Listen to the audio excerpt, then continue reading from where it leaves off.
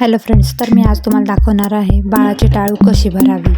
Parachute तेल असतं ते घ्यावं आणि ते थोडंसं गरम करावं आणि त्यानेच बाळाची टाळू भरावी. सगळ्यात आधी बॅक साईडला मानेच्या वर बाळाची छोटी टाळू असते ती पहिले भरून घ्यावी आणि मगच नॉर्मल आपण मेन टाळू भरून घ्यावी. आता सर्वात मोठा प्रश्न तर हा असतो की टाळू भरावी का ना भरावी, कारण की डॉक्टर बोलतात टाळू भरू नये आणि आपले थोरे मोठं जे असतात म्हणजेच आपले आजी आजोबा किंवा घरातले सगळी मोठी माणसं ते सांगतात की टाळू ही भरलीच पाहिजे. तर आपल्याला प्रश्न पडतो की टाळू भरावी का नाही भरावी. तर आजचा हा प्रश्न मी तुमच्यासमोर मांडला आहे.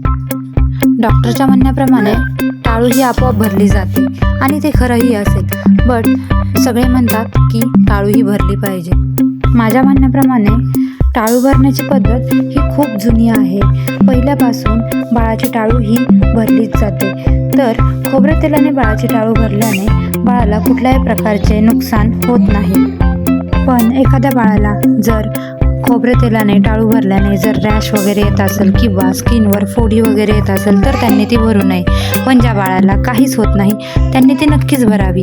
त्याच्याने कुठलेही साईड इफेक्ट नसतात आणि ते बाळाच्या चांगल्यासाठीच असतं, असं पर्सनली माझं तरी म्हणणं आहे. तर आता तुम्हीच मला सांगा की बाळाची टाळू भरावी की ना भरावी.